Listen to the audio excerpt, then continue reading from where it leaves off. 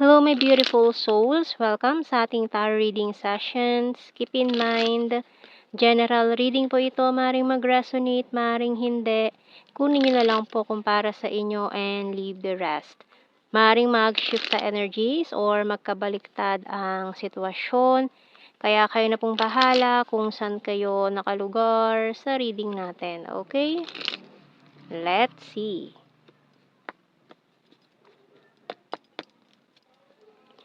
So we have here the 8 of Cups and the 9 of Swords. 7 of Cups and the Fool. The 3 of Cups and the Chariot card. Death card and the Empress. Bottom card is the Hermit card. Okay. So, may mga specific signs tayo dito ng very strong Aries, Virgo, Cancer sign, Scorpio, and Libra placements. So, let's see anong message ng Archangel dito kasi mukhang may ano dito, may someone dito na gustong makipag-reconcile with you. Gusto niya makipagbati, makipag-ayos. Kasi itong taong to is parang nakonsensya siya sa ginawa niya sa'yo before. Na nag-walk away na siya, iniwan ka.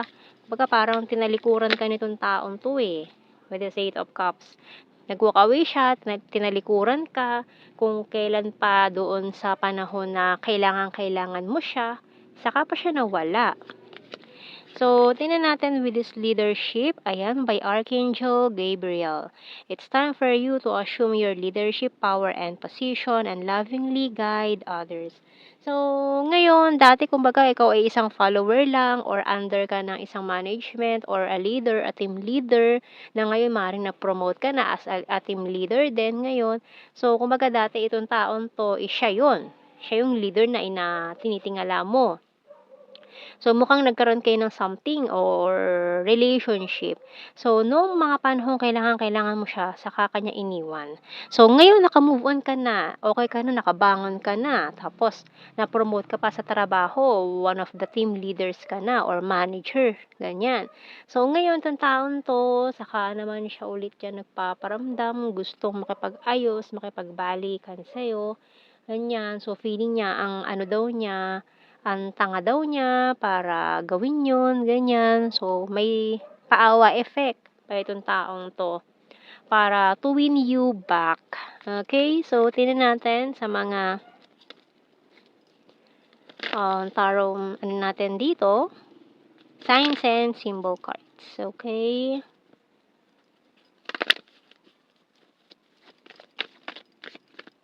So, we have here, the mask and shovel.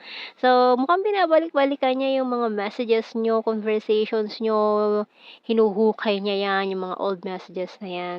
So, be careful lang, no? Kasi mukhang itong taon to, ayan, no? Wearing a mask. So, mukhang hindi sincere.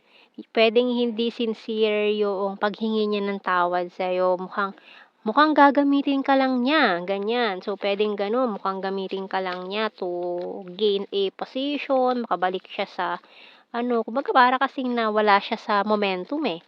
Out of balance tong taong ito. So, ngayon ikaw na yung nasa taas, tapos naging under mo siya, ganyan. So, mukhang may naging problema itong taong to. Parang nagkaroon siya ng problema sa pera, ganyan, nagkaroon siguro ng bisyo. Ngayon gustong bumawi at bumalik sa'yo. Gusto niya mabawi yung posisyon, yung trabaho, at the same time bumalik ka sa kanya, ganyan. So, mag-ingat kasi pwedeng gamitin ka lang niya para sa sarili niyang interes. So, gamitin mo yung intuitions mo kasi mukhang ayan, malakas ang pangradar mo dito. So, we have here, ayan, magnifying glass, sword, deep well, waterfalls.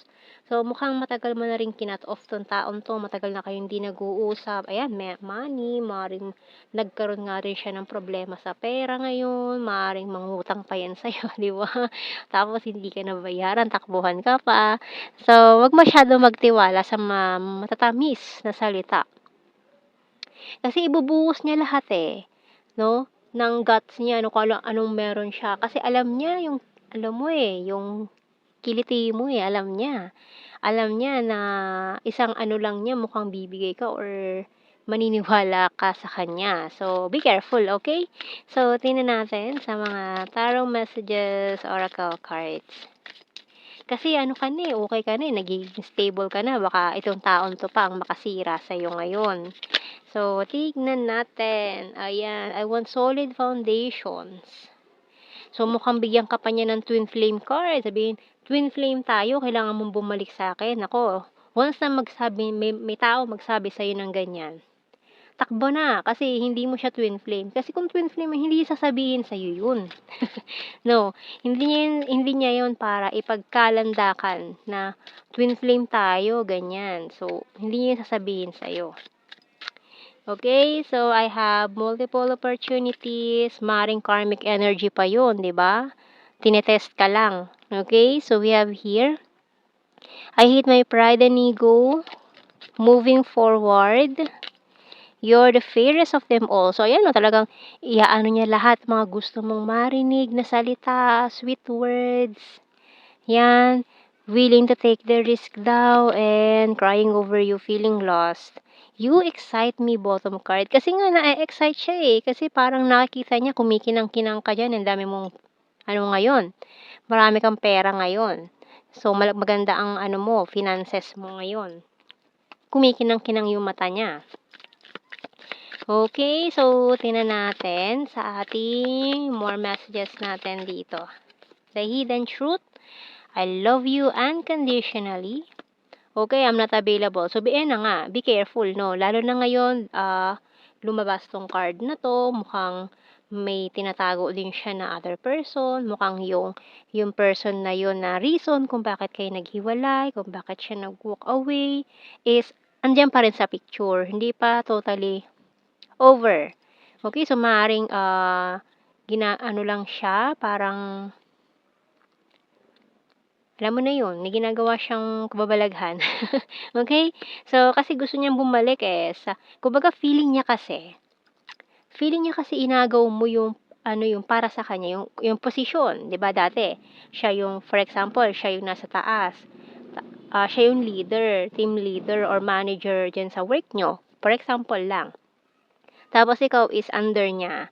So, ngayon nagkaroon siya ng problema sa pera, siguro nagkaroon siya ng bisyo, nalulung sa sugal, kaya nagkaroon siya ng money problem.